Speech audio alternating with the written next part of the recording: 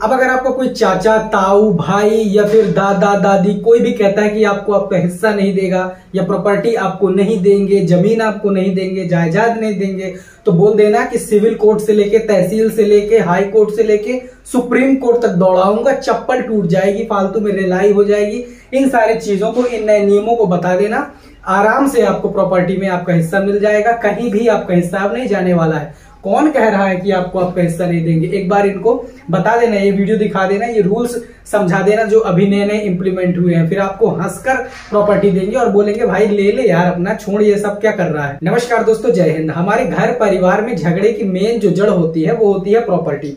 और प्रॉपर्टी में झगड़े का मूल कारण तब होता है जब आदमी अपने हिस्से की मांग करता है, यानी कि जब आप अपना हिस्सा मांगते हैं अपने दादा से, चाचा से, ताऊ से, पिताजी से, भाई से, किसी से भी, तब जाके प्रॉपर्टी विवाद उत्पन्न होता है। कई बार तो ये तक देखने को मिलता है कि प्रॉपर्टी को लेकर भाई भाई के बीच में लाठी चल गई, एक भाई ने दूसरे भाई को मार दिया, चाचा ने ताऊ को मार दिया, चाचा ने भतीजे को मार दिया, भतीजे ने चाचा को ठेल दिया।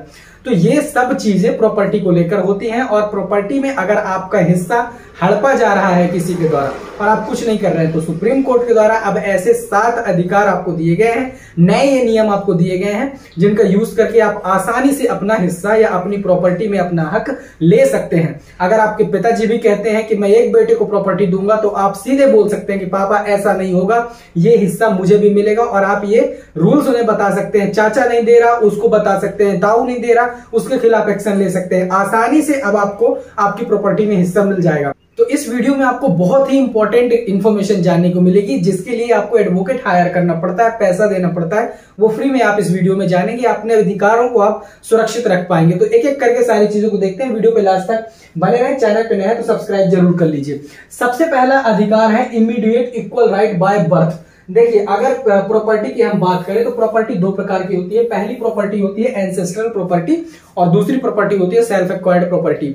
सेल्फ एक्वायर्ड प्रॉपर्टी को अभी हम साइड में करते हैं। इस वीडियो में बात करेंगे पैतृक प्रॉपर्टी की। पैतृक प्रॉपर्टी यानी कि एंसेस्ट्रल प्रॉपर्टी। एंसेस्ट्रल प्रॉपर्टी की अगर हम बात करें तो एंसेस्ट्रल प्रॉपर्टी वो संपत्ति होती है जो कि आपके पिताजी को आपके दादाजी से, दादाजी को परदादा से और परदादा को उनके पिताजी से प्राप्त होती है। कंटिन्यू जो 4 पीढ़ी तक प्रॉपर्टी चलती आती है उसे कहा जाता है एंसेस्ट्रल प्रॉपर्टी। इसके अपोजिट थोड़ा सा मैं ओवरव्यू अगर सेल्फ एक्वायर्ड का दूं, यानी कि स्वार्जित संपत्ति का, तो ऐसी संपत्ति जो आपके पिताजी खुद अपने से कमाकर बनाए हैं उसे सेल्फ एक्वायर्ड प्रॉपर्टी कहते हैं। फिलहाल इस वीडियो में एंसेस्ट्रल की बात करते हैं। तो जब भी कोई ऐसी प्रॉपर्टी है उस संपत्ति में आपका immediate equal right by birth हो जाता है। सपोज करिए आपने जन्म लिया तो आपका उस प्रॉपर्टी में तुरंत अधिकार हो गया। आपके भाई ने जन्म लिया, उसका भी बराबर का अधिकार हो गया। तो इस प्रकार से immediately equal right by birth. तो अगर आपने जन्म लिया है और आपके पिताजी के पास पैतृक संपत्ति है तो उस संपत्ति में जन्म से आपका अधिकार हो गया, कोई नहीं छीन पाएगा। दूसरा अधिकार यहाँ पर girls have equal rights by birth as boys. तो 1956 हिंदू उत्तराधिकार अधिनियम के अनुसार होता क्या था कि पहले पैतृक संपत्ति पर सिर्फ लड़कों का अधिकार होता था। जैसे कि कह नहीं देते कि सिर्फ बेटा घर का दीपक है, ऐसे कुरीतियां चलती थी।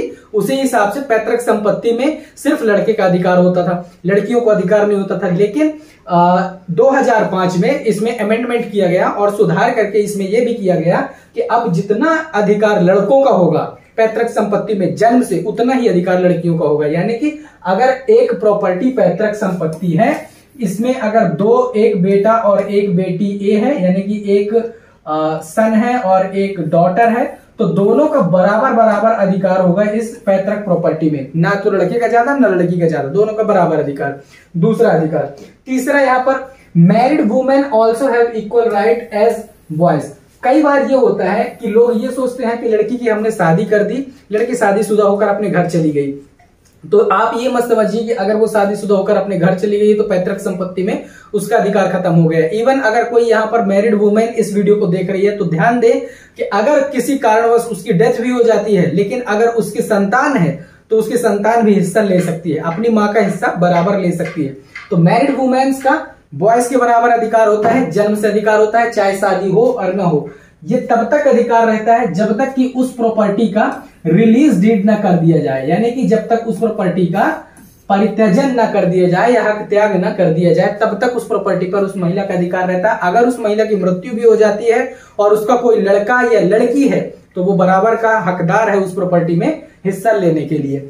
Next, right of selling our part with consent of other shareholders. यानी कि अगर अब इसको ऐसे समझिए कि एक कोई प्रॉपर्टी है, सपोज करिए ये एक पैतृक संपत्ति है, इस पैतृक संपत्ति के 5 उत्तराधिकारी हैं, 1 2 3 4 और ये 5 हो गया, ठीक है। इस 5 हिस्सेदारी में अगर आप 4 लोग तो कमा रहे हैं, सपोज करिए 4 लोग कमा रहे हैं, 4 लोग के पास पेल के पैसा है, आपके पास पैसा नहीं है, आपको अपने घर गुजारा चलाने के लिए, बीवी बच्चों को पालने के लिए इस प्रॉपर्टी को बेचना है, अपनी प्रॉपर्टी में जिसमें आपका हिस्सा है, इस संपत्ति को बेचना है। अब आप कैसे बेचेंगे इस प्रॉपर्टी में? तो ये आपको अधिकार है कि आप इस प्रॉपर्टी में सिर्फ अपना शेयर जितना भी बनता है, सपोज करिए अगर 0.60 हेक्टेयर की ये प्रॉपर्टी है तो इसमें से आप 60 को डिवाइड कर दीजिए 5 से, तो ये कितना आएगा 0.5 कम 5 5 दूनी 10 12 हेक्टेयर, ठीक है। ये इतना प्रॉपर्टी आप एक हिस्से में आता है, तो इतना बेचने के आप अधिकारी हैं, 0.12 हेक्टेयर आप बेचने के अधिकारी हैं। लेकिन यहां पर कंसेंट चाहिए होगी अदर हिस्सेदारों की। ये क्यों जरूरी है?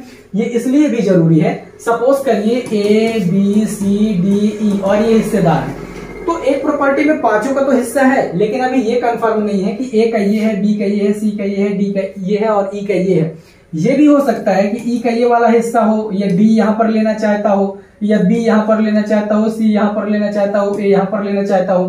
तो ये आपसी में मेमोरेंडम बना के इनकी सहमति इसलिए जरूरी होती है कि हाँ भाई ठीक है, ये यहाँ पास की प्रॉपर्टी इस प्लॉट में इस साइड का हिस्सा बेच सकता है, हम ये वाला हिस्सा इसे दे रहे हैं, बाकी का हम आपस में डिवाइड कर लेंगे, इसलिए कंसेंट की जरूरत होती है। और अगर यहाँ पर कंसेंट नहीं मिलती, आनाकानी करते, क्योंकि हमेशा से ऐसा ही होता है कि आपको बनना तो कोई देखेगा नहीं, आप जब बेचेंगे प्रॉपर्टी तो ये लोग ऑब्जेक्शन लगाएंगे, बोलेंगे हम क्यों अपना कंसेंट दें, हम नहीं देंगे कंसेंट, आप बेच नहीं पाओगे प्रॉपर्टी। उसका भी इलाज है, पेरेंट आगे बताऊंगा, उसका भी इलाज है। नेक्स्ट यहां पर देखिए, parent can not give all property to one son और डॉटर।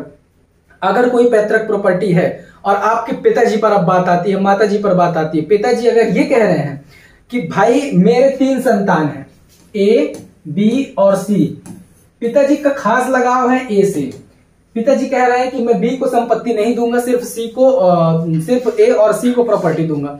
ऐसे सिचुएशन में आपके पास ये राइट है कि आप इस प्रॉपर्टी के लिए आप लड़ाई लड़ें और आपको पिताजी से वो प्रॉपर्टी मिलेगी। किसी भी हालत में पिताजी ये नहीं कह सकते कि मैं अपने एक लड़के को प्रॉपर्टी नहीं दूंगा, 2 लड़के को दूंगा। पैतृक प्रॉपर्टी अगर है तो पिता ये इस चीज के लिए बाध्य है कि वो प्रॉपर्टी अपने तीनों लड़कों में बराबर भागों में डिवाइड करे।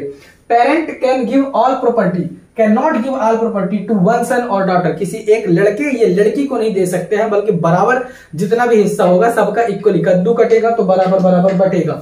Next, can file case suit for partition. अब देखिए, जो मैं वहां पर बताया कि अगर बेचने के लिए कंसेंट नहीं मिल रहा है आपको, फिर आपके पास ये राइट है कि आप प्रॉपर्टी के बंटवारा के लिए एप्लीकेशन फाइल कर सकते हैं। स्वतंत्र हैं आप इस चीज के लिए। भाई आप कोर्ट में जाइए, कोर्ट में कहिए कि जज साहब ये एक प्रॉपर्टी है, इस प्रॉपर्टी में हम 5 लोगों का हिस्सा है और 5 लोगों के हिस्से में मेरे 4 भाई कमा रहे हैं, जबकि मेरे पास जीविका का कोई साधन नहीं है, मैं पार्टीशन के लिए केस फाइल कर रहा हूं। तो आप सीधा सीधा पार्टीशन सूट फाइल कर सकते हैं, जो कि आपको हिंदू सक्सेशन एक्ट 1956 के अनुसार, सिविल प्रोसीजर कोड 1908 के नियम 18 के अनुसार आप इसे फाइल कर सकते हैं। जब आप फाइल करते हैं तो अगर फैमिली मेमोरेंडम आप प्रस्तुत करते हैं तो फैमिली मेमोरेंडम के बेस पर इसका पार्टीशन हो जाता है। लेकिन अगर फैमिली मेमोरेंडम पेश नहीं किया जा रहा है तो फिर कोर्ट अपने हिसाब से पार्टीशन करता है, पटवारी इसका फिर बनाता है अपने हिसाब से फर्द और उसके हिसाब से बंटवारा होता है। और जब बंटवारा हो जाता है तब आप